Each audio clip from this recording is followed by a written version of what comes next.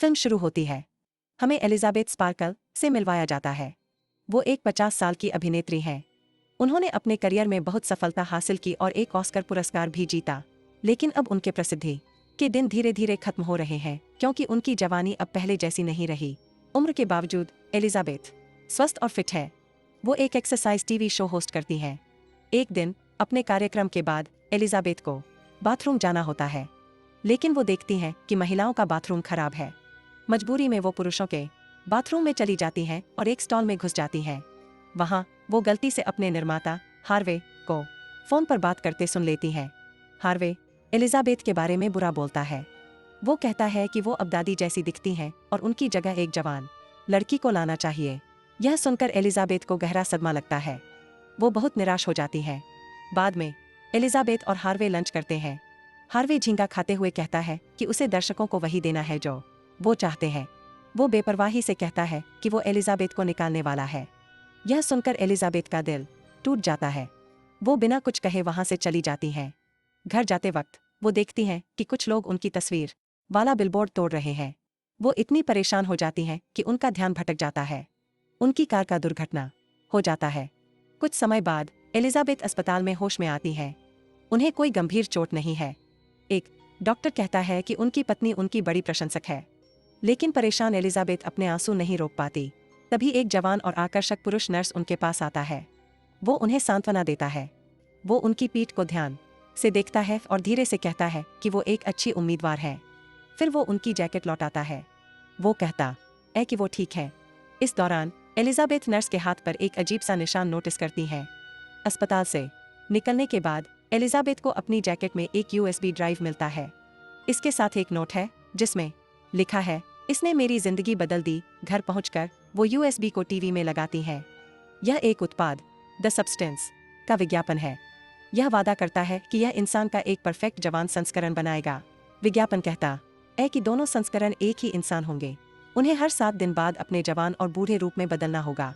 पहले तो एलिजाबेथ को यह विचार बकवास लगता है। वो USB को कूड़ेदान में फेंक देती है। लेकिन सोचने के बाद वो इसे वापस निकालती हैं। वो उस पर लिखे नंबर पर फोन करती हैं।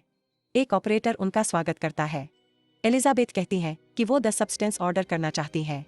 वो आदमी उनका पता पूछता है। वो नर्वस होकर पता देती हैं। फिर वो उन्हें एक जगह का पता देता है। बिना कुछ और कहे फोन कट जाता है। एलिजाबेथ उलझन में पड़ जाती हैं। अगली सुबह एलिजाबेथ को डाक में एक की कार्ड मिलता है। इस पर 503 नंबर लिखा है। वो तुरंत ऑपरेटर के दिए पते पर जाती हैं। वो एक अंधेरी गली में पहुंचती हैं। की कार्ड से गेट खोलकर वो एक साफ सुथरे कमरे में घुसती हैं। वहाँ कई लॉकर हैं। वो 503 नंबर वाला लॉकर खोलती हैं और अंदर से एक पैकेज लेती हैं। घर पहुंचकर एलिजाबेथ उत्साह से पैकेज खोलती हैं। अंदर उन्हें कई चीजें मिलती हैं। एक्टिवेटर, स्टेबलाइजर, स्विच किट और दोनों संस्करणों के लिए भोजन। निर्देशों में लिखा है कि स्टेबलाइजर रोज लेना होगा। यह मूल इंसान से निकाला जाएगा। सबसे जरूरी, दोनों को हर 7 दिन बाद बिना गलती के शरीर बदलना होगा। उन्हें हमेशा याद रखना होगा कि वो एक ही इंसान है। एलिजाबेथ बाथरूम में जाती हैं। वो खुद को एक हरा तरल एक्टिवेटर इंजेक्ट करती हैं। इससे उनकी आंखों की पुतलियां फटने लगती हैं। उनकी पीठ फटने लगती है। वो दर्द से चीखती हैं। जल्द ही वो बेहोश हो जाती हैं। उनकी पीठ से एक पूरा इंसान निकलता है। यह एलिजाबेथ का जवान और आकर्षक संस्करण है। उसे समझ आता है कि क्या हो रहा है। वो जल्दी से पुरानी एलिजाबेथ की पीठ को सिल देती है।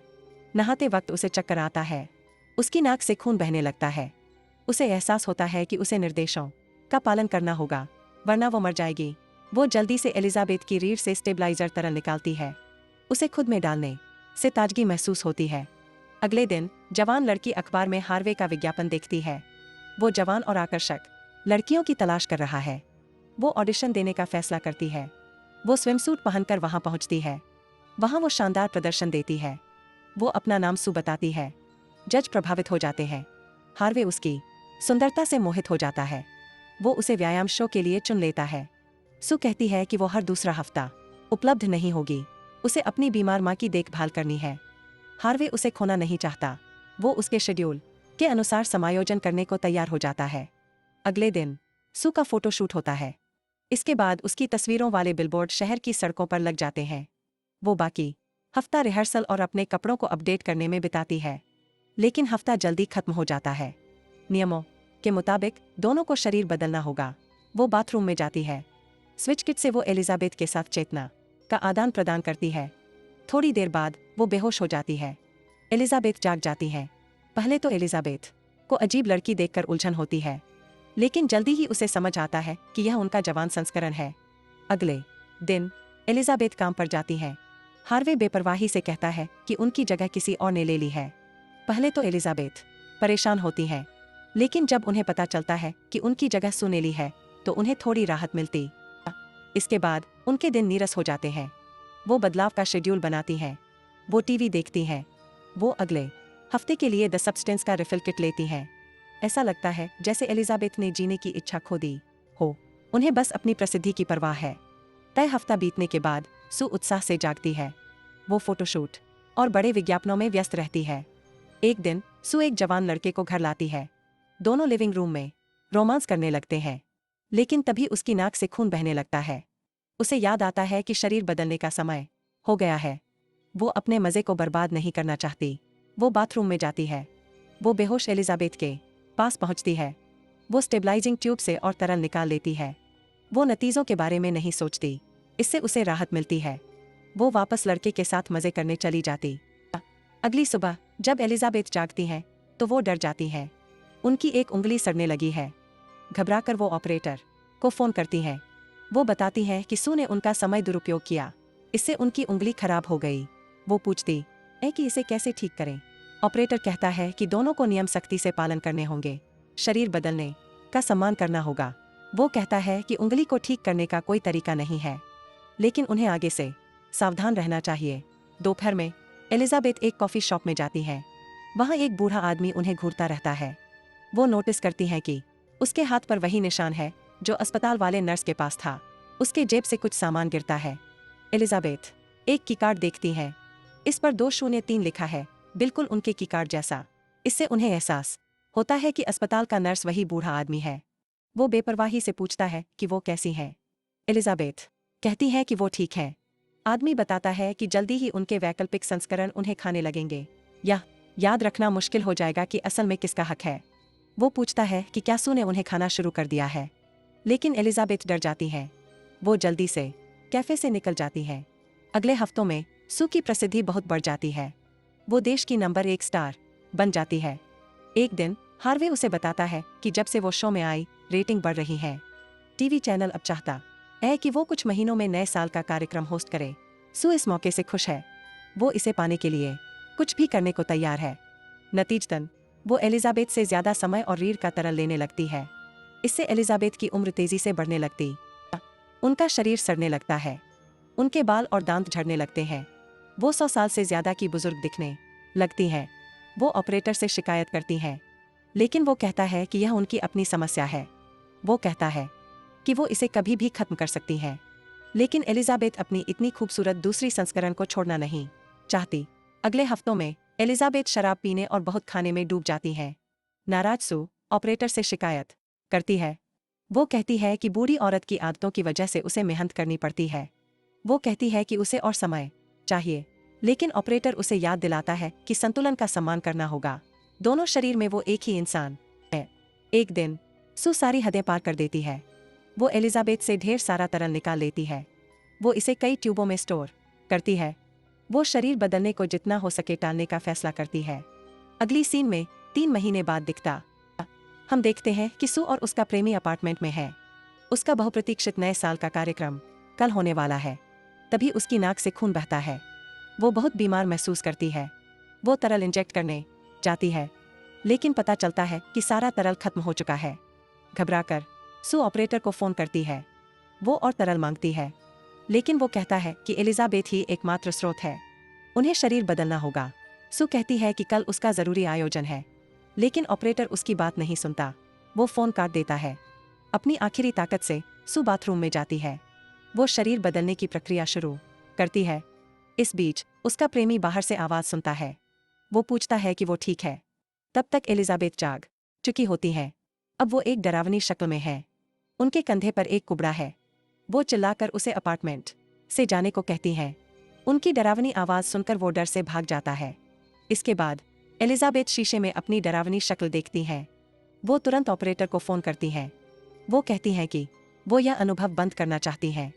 वो कहता है कि टर्मिनेशन किट उनके लॉकर में डिलीवर कर दी जाएगी। वो फोन काट देता है। अगली सुबह एलिजाबेथ लॉकर रूम में जाती हैं। वो आखिरी पैकेज लेती हैं। घर पहुंचकर वो सू के बेहोश शरीर को लिविंग रूम में लाती हैं। वो पैकेज खोलती हैं। वो टर्मिनेशन तरल को सू में इंजेक्ट करने की तैयारी करती हैं। लेकिन तभी उसे सू के लिए भेजा गया एक गुलदस्ता दिखता है। इसमें आज रात के लिए शुभकामनाएं लिखी हैं। इससे उसे बुरा लगता है।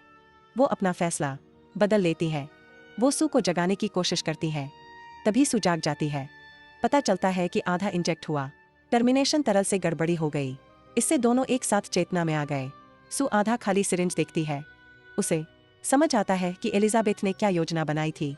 गुस्से में वो बुजुर्ग औरत पर हमला कर देती है।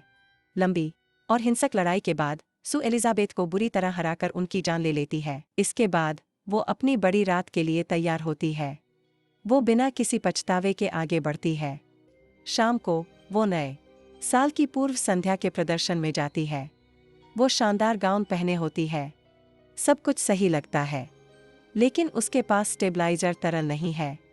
नतीजतन सू बीमार होने लगती है। वो बाथरूम में भागती है। वहां उसे अपने दांत झड़ते दिखते हैं। वो इसे नज़रअंदाज करने की कोशिश करती है। यह उसकी जिंदगी की सबसे बड़ी रात है।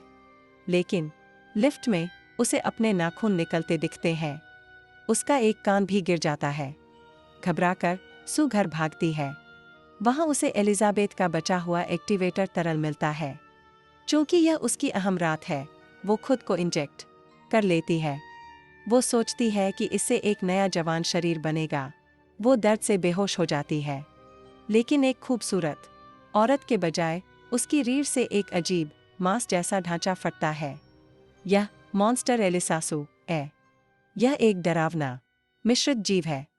इसमें कई आंखें, कई बाहें और एलिजाबेथ का चेहरा उसकी पीठ से निकल रहा है। अपनी हालत के बावजूद एलिसासू आयोजन में जाने का फैसला करता है। वो गाउन पहन लेता है। वो एलिजाबेथ के बड़े चित्र से उसका चेहरा काट लेता है। वो उस पर लिपस्टिक लगाता है। वो अपने चेहरे को ढकने के लिए इसे पहन लेता। फिर वो अपने विकृत मांस में डायमंड कान की बालियां चुभाता है। वो अपने कुछ बचे बालों को स्टाइल करता है। अपने लुक से खुश होकर वो नए साल की पूर्व संध्या उत्सव होस्ट करने के लिए आयोजन में भागता है। सीन आयोजन में बदलता है। सब सू के आने का इंतजार कर रहे हैं, लेकिन सू के बजाय यह डरावना जीव आता है। वो एलिजाबेथ का चेहरा मास्क की तरह पहने है। इससे सब हैरान रह जाते हैं। फिर भी वो दर्शकों को संबोधित करने लगता है, लेकिन जल्दी ही उसका मास्क गिर जाता है। जैसे ही लोग उसका डरावना चेहरा देखते हैं, अफरातफरी मच जाती है। लोग उसे राक्षस कहकर चिल्लाने लगते हैं। ज्यादातर लोग डरकर भाग जाते हैं, लेकिन एक शख्स बेसबॉल बैट से एलिसासू के सिर पर मारता है। इससे उसका सिर फट जाता है। खून का फव्वारा निकलता है। यह वहां मौजूद ज्यादातर दर्शकों को भिगो देता है। लेकिन सिर कटने के बाद भी वो फिर से बनता है। वो और भी डरावने रूप में बदल जाता है। आखिरी सीन में एलिसासू के टुकड़े थिएटर से भाग निकलते हैं।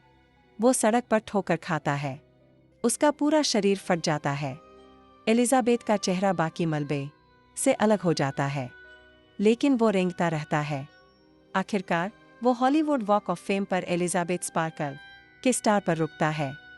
रात के आसमान को देखते हुए वो अपनी प्रसिद्धि के दिनों को याद करता है। फिर वो पूरी तरह पिघल जाता है। अगली सुबह एक सड़क सफाई कर्मी मलबा साफ करता है।